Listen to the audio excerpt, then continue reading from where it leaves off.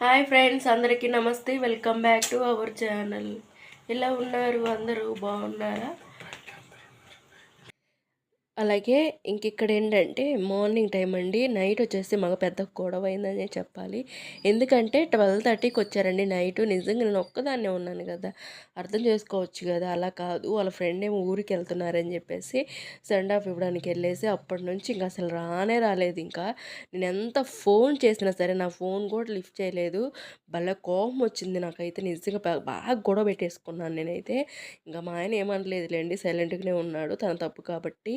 ఇంక మార్నింగ్ చూడు, సిగ్గు లేకుండా మళ్ళీ ఇద్దరం పడుకున్నాము. అలా ఉంటుంది మాకు ఒక్కొక్కసారి అయితే. మీరు కూడా ఇంతేనా అనేది కమెంట్ చేయండి.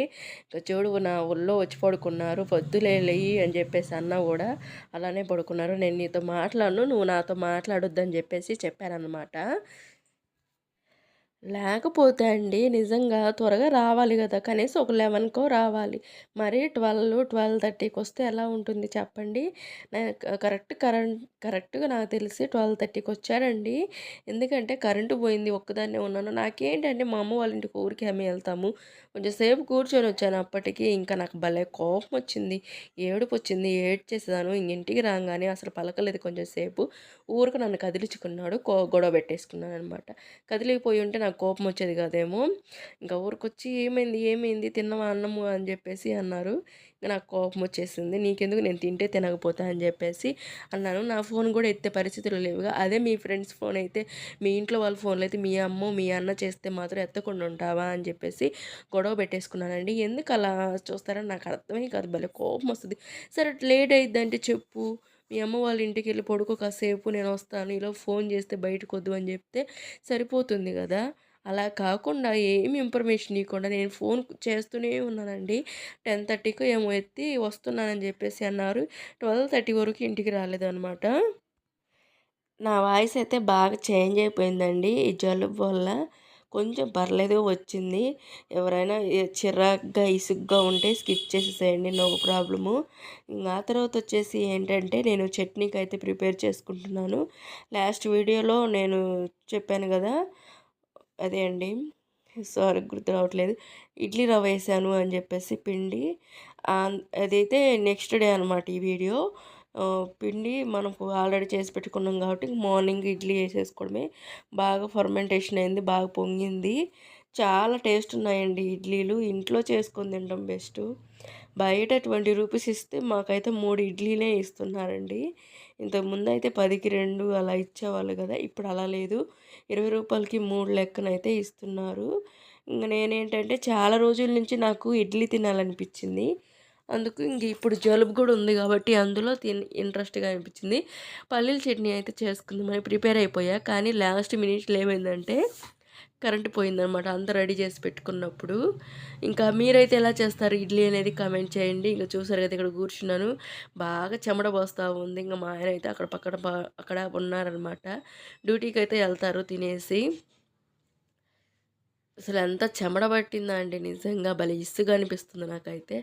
ఈలోపు నాకు ఆకలేసింది. నైటు మా హస్బెండ్ తీసుకొచ్చారు నా కోసము, బ్రెడ్ తీసుకొచ్చారు. నైట్ అన్నం తిన్నా అని చెప్పేసి అన్నాను, అందుకోసమని తీసుకొచ్చారు. చాలా బాగుంది ఈ బ్రెడ్ అయితే, బేకరీలో తీసుకొచ్చారంట. 30 రూపీస్. చాలా టేస్ట్ అనిపించింది నాకైతే. ఎందుకంటే ఈ మధ్య కాలంలో ఇలాంటి టేస్ట్తో నేను బ్రెడ్ అయితే ఎప్పుడు తినలేదు. ఇంకా తర్వాత వచ్చేసి ఏంటంటే నేను ఏమన్నానంటే, ఈ బ్రెడ్ బాగుంది, ఈసారి ఎప్పుడైనా మీ వదినకి కూడా ఇదే తీసుకెళ్దాము అని చెప్పేసి అంటున్నాను అనమాట అక్కడ.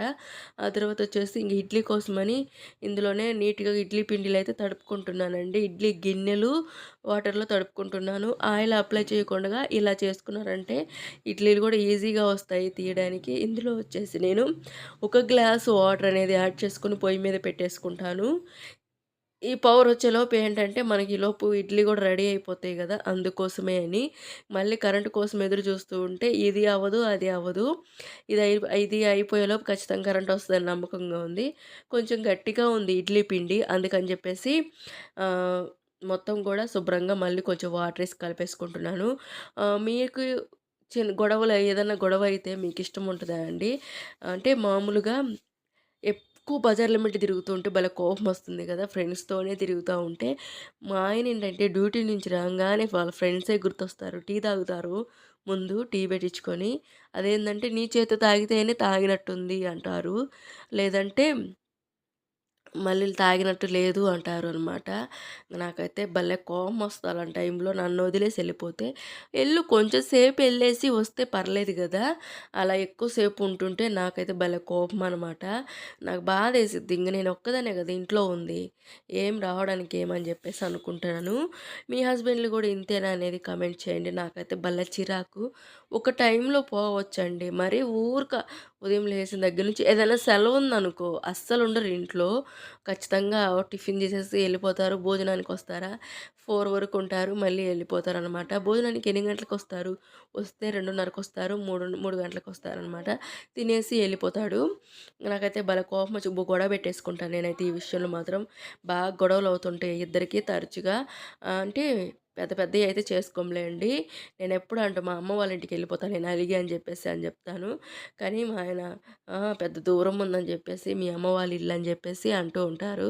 ఎగతాళి చేస్తూ, "నువ్వు ఇట్టే చెయ్యి ఏదో ఒక రోజు చెప్పకుండానే ఎళ్తానని" జెప్పేసి అంటూ ఉంటాననమాట. ఇంక ఇదైతే మనకి ఇడ్లీ యేసుకునే లోపు ఇక్కడ బాయిల్ అయిపోయే వాటర్ గూడా ఇందులో పెట్టేసుకోవడమే అండి. అలాగే మీరు గనక మన ఛానల్ ఫస్ట్ టైం గనక చూస్తున్నట్టయితే సబ్స్క్రైబ్ చేసుకొని బెల్ కొట్టండి. నేను చేసిన ప్రతి వీడియో అనేది నోటిఫికేషన్ అయితే మీ వరకు చేరుతుంది. ఓకేనా? చూస్తున్నారు గదా! ఈ విధంగా అయితే మనకి ఇడ్లీ రవ్వ ఏసేసుకున్నాం గదా! ఇది సగం ఉందండి. ఇది నెక్స్ట్ తర్వాత వేసుకోవచ్చులే అని జెప్పేసి పక్కన పెట్టేసుకుంటున్నాను. కరెంట్ అయితే ఇంకా రాలేదు. ఇంక ఇప్పుడైతే కరెంట్ వచ్చిందండి. ఏసేసుకున్నాను చట్నీ గూడా. తాలింపు పెడదామని జెప్పేసి ఇంకా కరేపాకయితే లేదు. మామూలుగానే ఎండుమిరపకాయలు, కొంచెం తాలింపు గింజలేసి తాలింపయితే పెట్టేసాను. మనకి ఇడ్లీ గూడా రెడీ అయిపోయాయి. ఇందాకేంటంటే ఇడ్లీ మీద ఎర్రగా ఉందనుకుంటారేమో, మనకి ఫ్రై చేశాను గదా! పచ్చిమిరపకాయలు అవన్నీ, ఆ గంటితో పెట్టి చూసానండి. ఉడికినాయా లేదా అని జెప్పేసి ఉడకలేదు. ఇప్పుడైతే పర్ఫెక్ట్‌గా కుక్ అయ్యాయనమాట. మనం స్పూన్ పెట్టినప్పుడు స్పూన్ కావకుండా ఉండాలండి. అప్పుడే మనకి రెడీ అయినట్టు పర్ఫెక్ట్‌గా. మీలో ఎంతమందికి ఇడ్లీ అంటే ఇష్టమో కామెంట్ చేయండి. పేషెంట్‌గా ఉంటేనే తింటారా ఇడ్లీ అనేది? లేదంటే రెగ్యులర్‌గా కూడా తింటారా అనేది చెప్పండి. నాకైతే పేషెంట్ అయినా, అవ్వకపోయినా నార్మల్‌గా అయినా నాకు ఇడ్లీ అంటేనే ఇష్టమండి. ఎందుకో తెలీదు. ఇంక చూస్తారు కదా ఎంత బాగున్నాయనేది. ఇడ్లీ అయితే చాలా స్మూత్‌గా ఉన్నాయండి. భలే చాలా డెలికేట్‌గా కూడా ఉన్నాయి. ఇంకా చట్నీ కూడా తాలింపేసుకున్నాను. ఇంక తినడానికైతే రెడీ అయిపోయాము. మా హస్బెండ్‌కి ముక్కులు మూతులు చిట్లిస్తాడు. ఎందుకంటే ఇడ్లీ అట్లాంటి ఇష్టం ఉండదు. ఉప్మా తింటారు బాగానే. పూ అంటే చపాతీ తింటారు బాగా. అలాంటియయితే ఇష్టం గాని ఇలాంటియి ఎందుకు ఎక్కుతాయి? ఇంట్లో చేసినవయితే అసలెక్కవు. హ్మ్. అవునా? కాదా? ఆ తర్వాతొచ్చేసి ఆకుకూర పప్పు చేస్తానని జెప్పేసి చెప్పానండి. కానీ ఏమైందంటే ఆకుకూర వద్దంట. విడివిడిగా చేయాలంట. ఆకుకూర విడిగా చేయాలి. పప్పు విడిగా చేయాలంట. నాకైతే భలే కోపమొచ్చింది. ఇంగదేం చేశాను మొత్తం కలిపి పెట్టేశాను ఇంకా. కలిపెట్టేసిన దాన్ని గూడా పక్కన పెట్టేసుకున్నాను తీసి. ఇంగది వీడియో తీయలేదు. చిరాకుగా అనిపిచ్చింది. ఇంక ఆ తర్వాతయితే పనంతా అయిపోయిందండి. ఇంక శుభ్రంగా ఇక్కడ కసవ చిమ్మేసుకుంటున్నాను నీట్‌గా అయితే. ఇంకా పనైతే మొత్తం అయిపోయింది. ఆ వంట కూడా చేశాను. పప్పు చేసి ఆమ్లెట్ ఏసాననమాట. 2 గుడ్లున్నాయి ఇంట్లో. ఆ 2 గుడ్లుతో అయితే ఆమ్లెట్ ఏసేసుకున్నాను నేను. ఇదంతా ఒకసారి చిమ్ముకుంటే నీట్‌గా ఉంటుంది గదా! ఇల్లు అని జెప్పేసి అనిపిచ్చింది.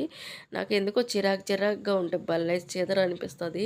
ఎప్పుడు నీట్‌నెస్‌గా ఉండాలి. ఇవేందో ఓసీడీ అంటారు గదా! అదొచ్చిందండి నాకు నిజంగా. అలా అనిపిస్తుంది నాకైతే. Okay friends. ఈ వీడియో నచ్చిందనే అనుకుంటున్నాను. నచ్చితే లైక్ చేయండి, షేర్ చేయండి. మీకెలా అనిపిచ్చిందనేది. మరొక వీడియోతో మీ ముందుకొస్తాను. Thank you so much.